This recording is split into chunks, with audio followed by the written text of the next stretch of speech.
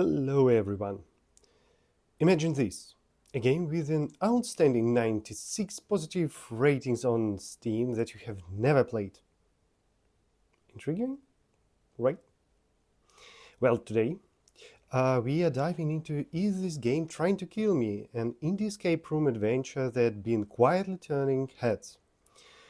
It's a curated case, part puzzle, part horror, and entirely bizarre. And here's where we get it really interesting. I will comparing it to Inscryption. I know. A fourth wall breaking and Cuts Butler versus an escape room puzzle. But stay with me. Isn't about gameplay mechanics, it's about atmosphere and storytelling. So, here are the two big questions that you want to rise and ask. Is this game trying to kill me replicate the immersion and narrative genius of Inscryption? Will it trap you in its world and leave you breathless? Or just bored and clicking around?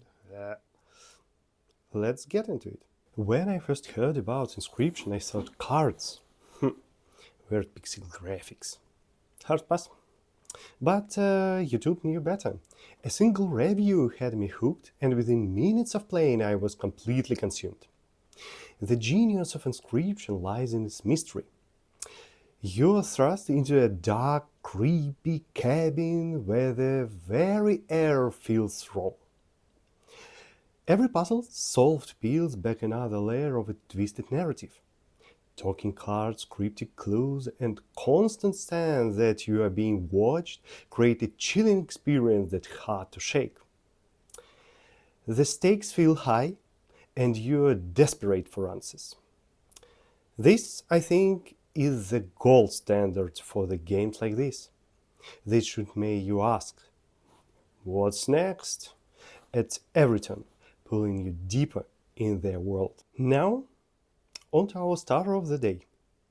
Right from the start, Is This Game Trying to Kill Me makes a strong first impression. You wake up in the dimly lit room with a flickering PC, a locked chest, and a skeleton bed neighbor.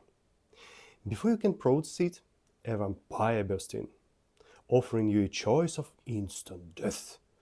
But here's the twist.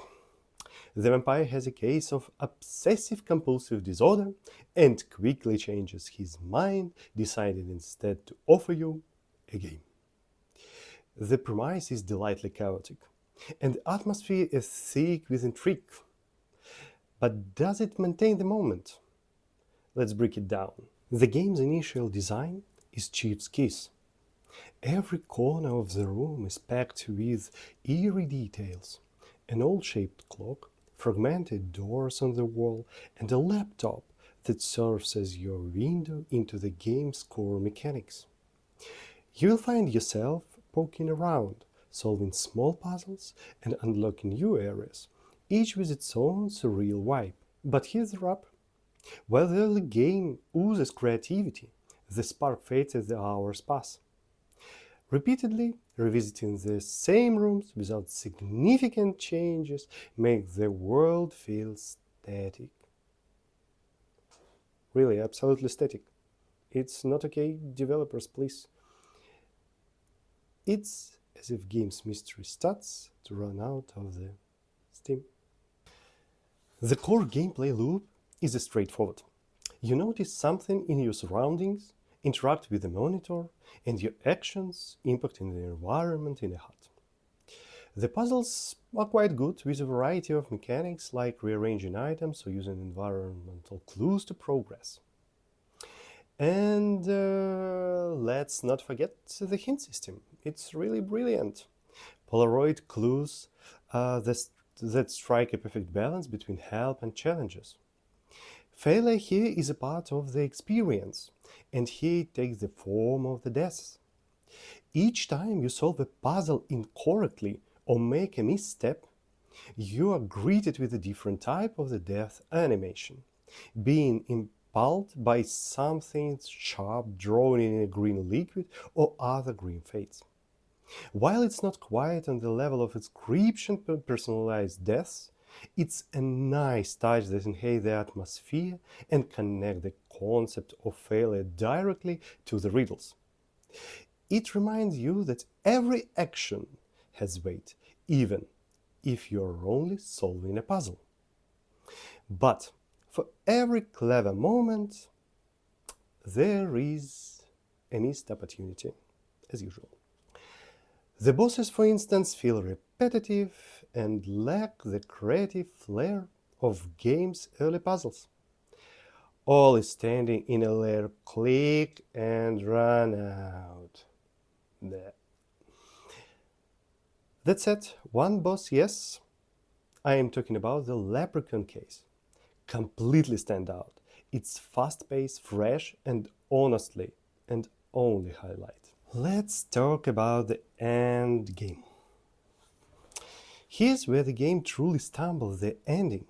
After building such a strong atmosphere in the beginning, I expected a final that tied the narrative together with tension and creativity.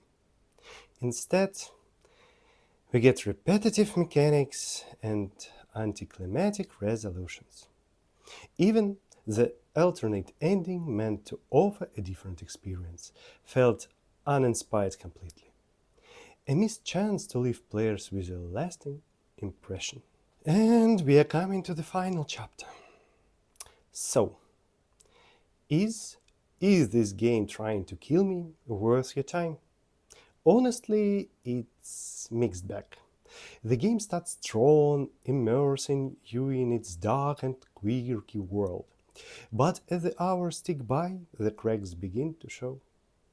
The repetitive environments and lackluster bosses don't live up to the intrigue of its opening moments. Compared to Inscryption, which masterfully weaves atmosphere and storytelling into a cohesive, unforgettable experience, this game falls short. Inscryption lingers in your mind. Is this game trying to kill me? Doesn't quite stick the landing. While we don't need to discuss performance, it's worth noting the modern optimization is quite remarkable. The game runs perfectly, so there is nothing to worry about on that front. That said, if you've got a couple of hours to kill with a portable device in a train or bus, you enjoy escape room style puzzles. It's worth a try. Just manage your expectation, because while this game might not kill you, it probably won't haunt you either. Have a good game and see you soon.